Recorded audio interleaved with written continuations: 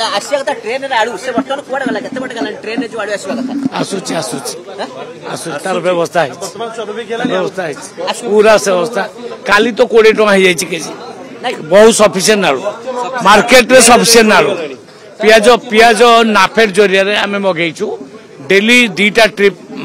पियाज आसीबो पियाज पाई भी प्लानिंग हवा दरकार गाड़ी आसिया कथा सब आसीगला हां पूरा 100 ट्रिप 100 ट्रिप जे ट्रेन आड़ू वर्तमान सुधा पहुंच नै आसी जीवो केबे सुधा माने रैक लोड हो जाई आसुची तो व्यस्त हले हबनी आलू तो सफिशिएंट अछि ओका केजी 20 टका तो आलू हो जाई और रैक कम करबो नै करी आसुची तो व्यस्त काई कहउछ पियाज रेट टिके बढ़ी मु मानुची सेति पई आमे सतर्क है कि नाफेड जरिया रे आमे ऑर्डर दे देछु डेली 2टा ट्रिप सफिशिएंट पियाज आसीबो पानी सब राज्य आसीबो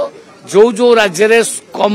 दाम रे हमको भलो क्वालिटी आलू मिलबा बाणीबो केबे सुदा स्वाभाविक स्तर को आलू रेट फेरबे वर्तमान तो फेरी नै